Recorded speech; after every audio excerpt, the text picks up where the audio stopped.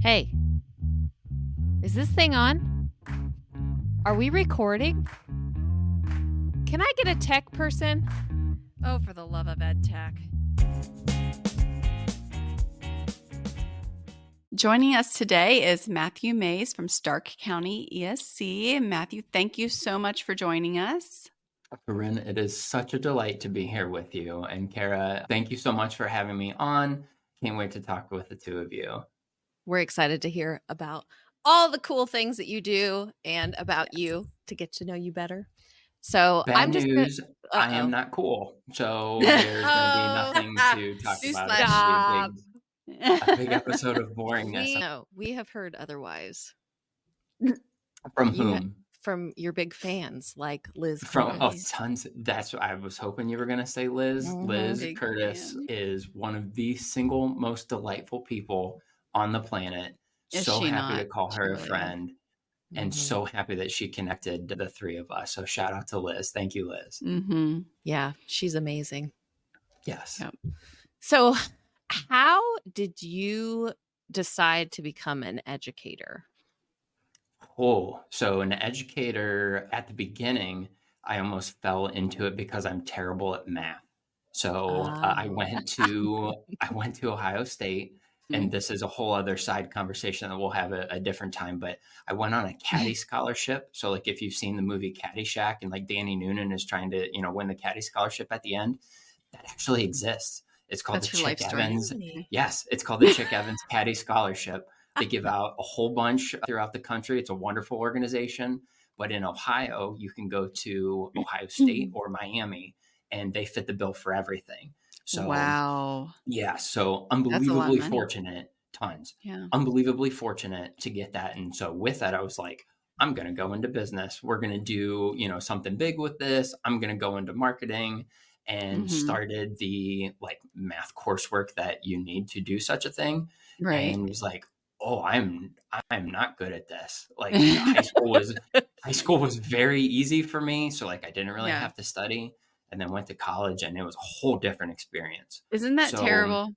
Same. Oh, goodness. Yeah. So Not the same. Nope. So after the first quarter, I took a step back and I was like, okay, I need to reassess. This is clearly not working for me. Like, what are my skills? What do I think I would like? And in high school, we did like a job inquiry class kind of thing, where we, had to shadow people in different kinds of, professional environments. And so I went back to my favorite teacher's classroom. Shout out Mrs. Detweiler. She was the best. And so I went to visit her, and I felt like I could, do the teaching thing. And so the way that Ohio State was structured at the time, you had to go in like all kinds of alternate routes in order to become a teacher. And so it was all over the place, but ultimately I was like, I think I can do this. I think I have the skills for it.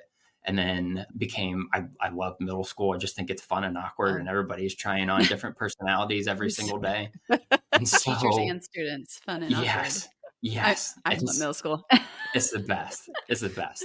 And so I was like, okay, I can do this. So then I became a middle school language arts and social studies teacher, which I think, Caryn, you were the same thing, right? That's what I tried to do.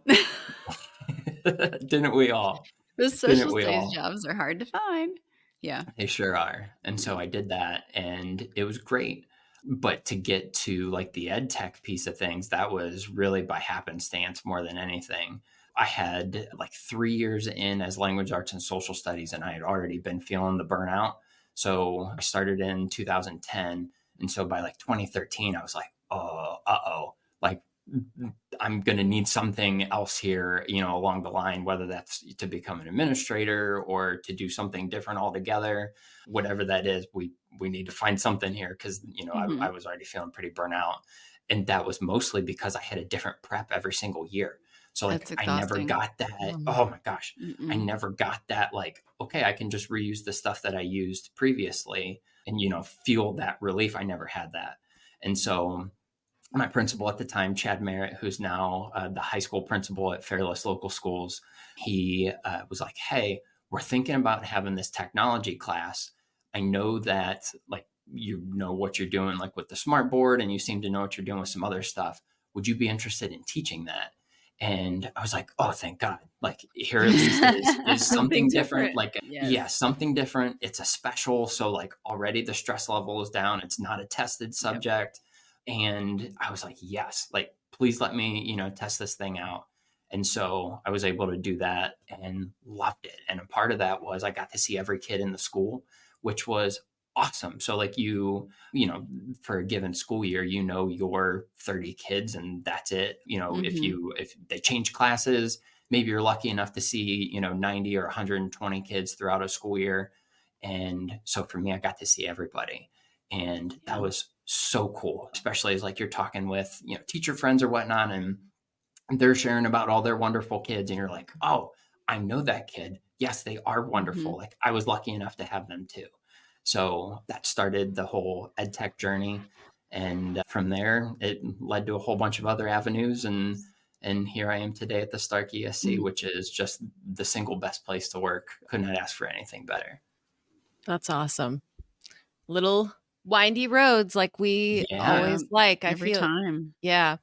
We like to hear about educators' journeys for that reason, because everybody seems to have some sort of wind or turn or, some unconventional way. Absolutely. Even along the way, there are so many like weird things that happened in college that I still use today. So like I had a communications class where for whatever reason, it had absolutely nothing to do with the course content, but the person who was teaching it was like, we're going to talk about how to edit videos and we're going to use this product. It was like the one that was baked in on Windows computers. And so I think it was called Movie Maker at the time. Movie Maker. And so, so he was like, we're going to do Movie Maker for this assignment. I'm going to show you how to do all these things. And like, because of Movie Maker now, like I do, webinars and I do all of our meetings and do all of our YouTube content and everything here at the office. And, when I was back in a district, I did all of our like PBIS videos and, other things, but that was just a skill that I happened to learn along the way that I never really anticipated learning, but did. Same thing with like spreadsheets. Like I don't really know anything about spreadsheets and definitely didn't until I took a happenstance class in college that's what it was. We were basically learning how to do all of the books and all of the formulas and functions and everything in Excel. And because of that, I know my way around, a Google Sheet today. And it's just a weird happenstance of making my way here to talk to the both of you today. Well, and I am curious because you're in technology, which is kind of ironic for what I'm about to say. I think I know where this is heading. I have heard that you were one of the last people to get a smartphone. So yes. Being in technology, how does that work? So, and this was like while I was teaching that technology class in middle school, I still had my old school flip phone. It was my favorite phone I may have ever had. It was red. It flipped up. It had like the T9 word. I was like, this is great. I love the T9. Oh, it's so good. Loved it. You could text so fast on that. So good. It even had the little antenna thingy that you could pull up if you needed it. Yeah, it had everything. And so I think that I have like an addictive personality where like I was an athlete, in high school or runner. And so like I went all in on running. Like I love TV and movies, like love it, consume all of the media, love it. And so this was one more thing that I was like, oh no, like if I get one of these phones, it will consume everything about me. Yeah. Yes. And so I was like, I cannot have one of these things because then I won't have conversations with the people that I love. I'm just going to be on this thing. And so kudos to you for being self-aware. Oh man. So it was probably, I want to say probably like 2014, somewhere in there, that I actually got a smartphone and I had to like limit myself. And so like, this is kind of what I, would teach, with the kids too, where I was like, all right, this is really fun. There are all kinds of games on here that I know I can play, but now is not the time for that. There are all kinds of, apps and, your social media stuff and whatnot. And at that time, the Facebook was really big. And so I was like, cannot be on the Facebook. Gotta, Mhm. do the things that are important. I can't have this thing. And so it was like a slow build to actually using one, like for all of its features and not just all the little silly doodads that you can make happen on the smartphone. But just like, a whole bunch of other things in my life, like I feel like that made me such a better person that I wasn't one of those for once. I wasn't one of those like first penguins, like jumping into the water, not thinking about the sharks underneath. I was like, okay, this is good. Not having one of these is good. And just seeing the landscape and how it plays out with everything. And especially with younger kids, like that's one of the things that we've tried to do Mhm. with my own children is really limit the screen time. So like, just being in front of the TV, which I was a TV kid growing up. My parents, God love them, they put a TV in my bedroom because I have two older sisters. And so they were like, well, he has his little video games and let's just, put one of these in there. I watched all kinds of things when they thought I was sleeping.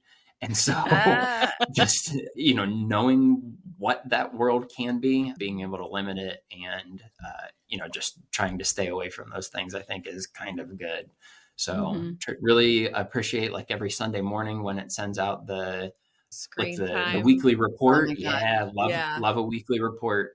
And it, I treat it like a game. You don't like the weekly report? Well, mine's always like, "Oh my gosh, I lost so many hours of my life this week." What is your like, what would you say is like your average though? Like, I'm really All right, so curious. mine floats around like 2 hours a day, and Oh that's my gosh. because I'm doing like I think it counts like my podcast time. It counts like stuff that I'm doing Yeah. for work or if I'm using maps or whatever. Yeah. Like my social media time is usually around like 10 to 15 minutes, and that's usually just You're like doing looking at silly great. things. I'm really Yes, trying. I'm really trying. But like I said, you it's are. that I'm trying to be that example for our kids to try and Mhm. keep some of that old world like let's actually talk to each other face to face Yeah. kind of mentality rather than let's all sit in a room and text each other when you're sitting right next to me Oh kind my of god. a I'm feeling like you should have a boot camp.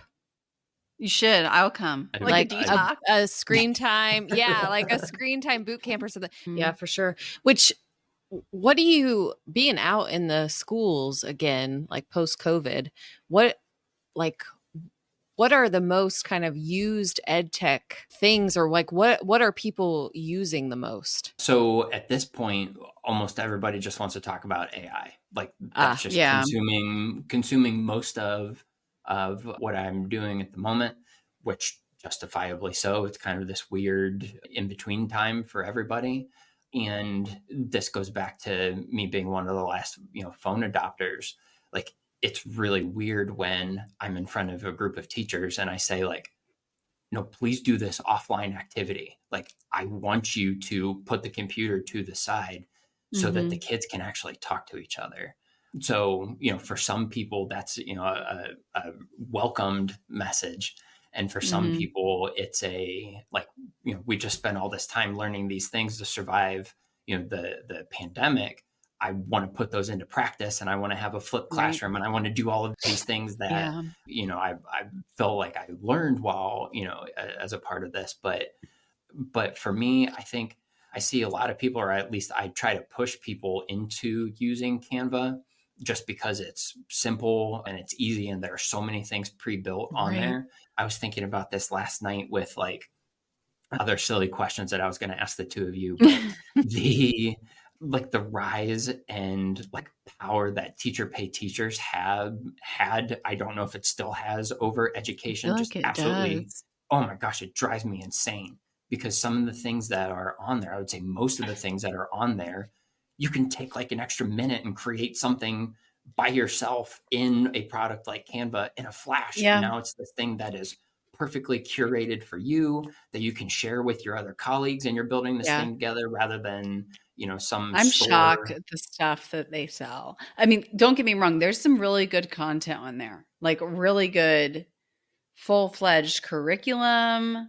I mean, I've bought things on there when my kids were staying home during COVID so that my mom could do things with them and but like so I do a class on pixel art in Sheets, which Eric Kurtz also does. Mhm. So I show people how to do it. I've done several, 1 hour, 2 hour, 3 hour things on that. And every single time I've done it, I've had people say, oh my gosh, where was this a year ago? I've been buying these on Teacher Pay Teacher. And I was like, that would never have occurred to me to even sell that or look for that there. Yeah. Right. So, I mean, there's lots of stuff like that where you could easily, like you said, you could make a really nice product in minutes just by finding a good template and putting stuff in. It's so easy. Yes. So I talked a little bit about myself at the beginning, but I'm married to the most wonderful person on the planet. My wife, Emily, is a graphic designer, art director. And so it's always really funny when I'll be like, hey, honey, check out this thing that I made on Canva. And she's like, oh, you adorable little idiot. Like, look at you. Look at this cute little thing that you made. Like, how adorable. And then, you know, she shows me the things that you're making or that she's making, you know, in all of her, you know, Adobe Suite and every other, you know, design product that she has. And I'm like, oh, like, that's what you went to school for. Like, that's the piece that's missing here. Yeah. But we're basically making collages. It's okay. Which is fine because for most educators, like that's why I really push people to Canva, because for most educators, it is so easily accessible. And there are so many different SKUs within Canva that like it literally has something for everybody. And the fact that it's, you know, free for educators, I think just really sets it apart. So I can't say enough nice things about it, even though it's my adorable little side project that I'm trying to compare all the years of expertise. Still looks really good. So, yeah, but that's my number one recommended tool to people. If you're not, I mean, it used to be Google, because if you weren't using Google, what you're doing now, it's the same thing with Canva. If you're not using Canva, you should be using Canva. People think, oh, I don't need that for anything. I'm sure there's something that you are doing now that could be made better in Canva. Absolutely. It's one of the things that I try to shoehorn into every presentation that I do, just because like even something as simple as like going and in the search bar typing in like graphic organizer. When you do that, you get a gazillion graphic organizer templates that are ready for you. And like the brand kit is super fun. So you know, figure out the color schemes of your district, or like if you have your own like personal color scheme that you love, you can easily, you know, pop, you know, move those colors in. And now this is something that's fully customizable, you know, ready to go for your kids that you actually put your time and effort into rather than just going somewhere and paying for it. Yeah. So does design matter when teachers create things? What a great question. What a great question. I think it does. And if for nothing else, but like, I think it raises the bar for expectations for student work. So rather than, you know, hey, everybody take out a piece of notebook paper and write down your, you know, your thoughts or whatever. When the kids see, you know, this really beautiful, like curated item that either, you know, you've made or you've customized, you know, from a template or whatnot, I really think that raises the bar, that the students see it and they go, oh, okay, I'm going to do my best work on this. Like I need to raise my level to match this. Like, you know, I talked a lot about best work portfolios, like when Google Sites made their big change. And so being able to say like, this is something that's going to go out into the world, or this is something that might be on other eyeballs compared to, you know, just, you know, the person sitting next to me or my teacher. You know, when I have something that looks this beautiful, I'm going to raise my game. I'm, you know, going to focus in a little bit more, whatever that might be for that student. But I really think it raises the bar. But what do you guys think? Do you think design matters, or am I just off on my own little island? Yeah, absolutely. I totally do, for that reason and many others. Because too, when you're visually looking at something on a screen, especially if it's multimedia design, there are things you need to consider, because I mean, like text color matters, you know, how much is on a page matters, like all of those things for, you know, learning consumption, I guess is how you look at it. And I don't want what we're saying, if anyone's listening, they're like, oh my gosh, I have no idea. That doesn't mean you shouldn't use Canva or you shouldn't be creating. You still want to get in there and kind of see what feels right. And there are so many little mini courses, articles, walkthroughs that talk about how to create like a balanced design, how to choose colors and things like that for people that it doesn't come super intuitively to. So it can be learned, basically. The Canva Design School is Yes. awesome. So, good. especially for people who, art may not be their thing, or, design may not be their thing, they really break it down at a granular level and talk about, the contrast of colors and the relationship of colors, and like, how do you find things that complement each other? What it means to have a slide that has, the emphasis of certain words over here, and how, fonts play a role. And my wife taught me this really fun word called kerning, which is the space in between all the letters and words. That matters. It just, matter. Where are we directing the eyeballs, in our case, of our students, so that they can get the information that they need? And so, I can't recommend their design school enough. I think it's excellent. And they have live design school sessions. They also have ones that you can just go on and make your way through at your own leisure too. But I really think, it just gives our students one more avenue to show what they know. Because I was always a like word note taker. I would just write everything down. But I know that doesn't work for all kids. And so for some, it may seem like they're not paying attention, but they're actually doing like sketch notes, which is a delightful thing that I would love to be able to do. But, I don't have the skills for that. And I know that some kids do. And that's how, writing things down or while they're listening, putting those things into their brain, it's becoming concrete. And ultimately, we're just here to, make sure that the kids are being able to communicate what they know and what they've learned. And so, having an avenue like that, I think, is incredible.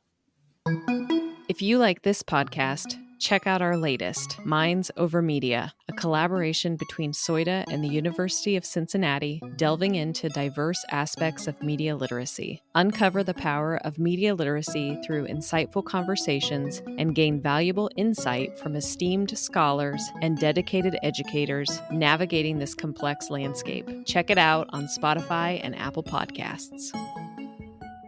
So how does design play into instructional strategies? So in our office, we've been doing a lot of work with John Hattie, and this is something that we could do many, many, many hours of conversation on. But John Hattie, if you're unfamiliar, he has the Visible Learning MetaX available online. So do a search for that. And basically it is this whole database where they look at the influence or the influences that are impacting our students every single day. And so these could be things that are happening in the classroom. They could be things that are happening at home or outside of the classroom. And they could be even things that like happened at birth or around birth, and how they, impact the lives of high school kids. So, many, many years down the line, but decisions that were made along the way, how those are all impacting our kids. And so, you can really get lost on that website for years if you wanted to. There's just so much to dig into. But what I really love about that website, especially, and his corresponding books, is that you can really see and compare things that are happening in the classroom, to see if they're having that impact that you think they should be having. So, to tie that back to design, I'm not sure if I've seen any of those, that are specific to, the design of a teacher's work for students. But, as we look at things like, collaborative learning, and even things like as simple as like teachers working together to believe that they can impact the lives of their students, right? So that collective teacher efficacy piece. It's the idea that, as a group of teachers, we can impact change on our kids. We can make our kids smarter.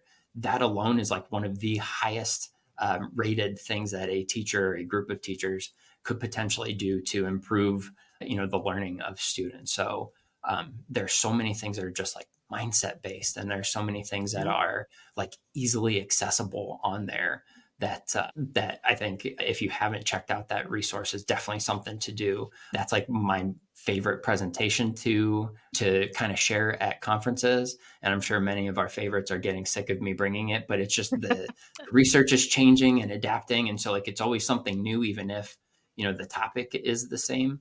And so yeah, definitely check out the Visible Learning website. It's a Visible Learning MetaX. It's just wonderful. It's packed with all kinds of things. Yeah. That's really cool. I feel like when you were talking about teachers coming together and like collectively believing that they can make change, I'm like, that seems so simple, but Absolutely. or intuitive, but yep. I'm saying even not. something, right. And even something like they have studied micro teaching. So micro teaching is the idea that while I'm teaching my lesson, I'm also going to record it. So whether that's 5 minutes, whether that's 20 minutes, whether it is whatever, I'm going to record it and then I'm going to watch it back. And, there may be a friend in the room, it may just be me watching my own work, like that metacognitive kind of piece of things. But it's the idea that I'm going to record this thing. I'm going to watch this thing, as terrifying as that is. So this is delightful. And I love talking to the both of you, but I also hate the sound of my own voice. I don't think that's unique. I think we all kind of feel that way. Yeah. I know that I have a face for radio. I don't want to see myself doing things. Right. So the idea of watching a video of myself talking and like interacting with kids is terrifying. I'm sure we all feel some sort of way about that, but being able to rewatch our lessons to see if in your mind, you might be saying like, oh man, I crushed that. And then you rewatch it and you're like, oh no, like clearly I missed the mark here. I am in the wrong space here. I was watching Only Murders in the Building a couple weeks ago, and Steve Martin went into the white room, is what they call it, where like he just like spaces out and he's floating and he's having such a great time. Like I felt that so many times teaching lessons. It was like, wow, you're really crushing this thing. And had I had a camera in the corner, it would have been like, wow, you are a terrible teacher right now. You think you're crushing it, and your kids are staring off into space, or they're not engaged at all. And it's all those little pieces and parts that then help us to refine. And it's not saying that, obviously, we're joking around, but being able to look into your lessons and, kind of pinpoint those beats to say like, okay, that was fine, but I know it can be better. And maybe I'll try this next time, or I don't know what to do here. I'm wondering if I could be vulnerable enough to ask my friend, teacher next door, teacher in a different building, the two of you, now that we are friends, can you look at this? Tell me what I'm missing here. And can you help me? So that idea of, those micro teaching lessons is something that's really accessible. Everybody has a camera in their pocket waiting to be used. You just have to set it up in the corner of your room. And like I said, allow yourself to be vulnerable and give yourself enough grace to say, this is going to be what it's going to be. This is a learning tool. I'm okay with, whatever I see here. I know that it's going to help me get better. And, ultimately, like, we're doing this for our students, to raise their achievement level. So getting over that hump, I think, is a challenge, but is one that will definitely have the benefits. Yeah. No, I think that's great. And it's funny that we're having this conversation because when I first started teaching, that was part of our evaluation was videotaping. Yeah. And that was part of what you had to submit through like to the state or within your own, like your principal evaluation. Our principal. Yeah. That's what a forward thinker. Like, that's and I feel great. like we've gotten away from that, which is, yeah. And, coming out of the pandemic, like I would like to think that we are all pretty familiar with seeing our little faces in squares and, hearing our voices and whatnot too. But yeah, I'm with you. I still feel like that is a giant hurdle for a lot of people. That we just, we can't give ourselves enough grace to say like, I am who I am. And I know that this is a learning tool and that's okay. That's something, like I said, I struggle with that. But we know that it has a lot of great benefits from it. Well, and with our kids in general, they're forgiving. Yeah. I mean, like when you're in the classroom and recording yourself. And I mean, even just to have it on, to have our kids be more comfortable with, the idea of being on camera. Like, imagine when we were kids, if a teacher would have put like one of the giant camcorders like that you have to sit on your shoulder. Imagine seeing that in the side of the room. Like, I mean, I would have been like, making faces and off on the side the whole time. But I don't really think kids care anymore. Like they're so used to having their own phones and putting everything on TikTok, God knows, where I don't think it's that big of a deal anymore. So to have something like that as an aid for you to improve your teaching, I think is incredible. And like we see that too. So I do a lot of work with coaches. We have a regional coaching network in our area. So I kind of do some of the tech pieces of, technology coaching, but I work with wonderful people with our state support team to kind of do that group together. And so, we talk a lot about Jim Knight and his coaching strategies. And, he has several books on the power of recording and rewatching and using it as a coaching tool, to allow people to see how those things are actually playing out, rather than just hearing from someone to say, well, at this moment, this kind of thing happened and da-da-da-da-da. That's one thing, but being able to see it and come to your own conclusions, I think is really valuable. Yeah, for sure. And everybody's different, but depending on your personality too, I think it's, it's like you said, easier for some than others. And I don't know. I remember when I transitioned to teach first grade and I kind of I was like, what am I doing? And I was lucky enough to have a principal that let the other first grade teacher who had been there for years, she came into my classroom and just watched and then gave me feedback on what I could do differently or why this wasn't working and those kind of things. And it was helpful.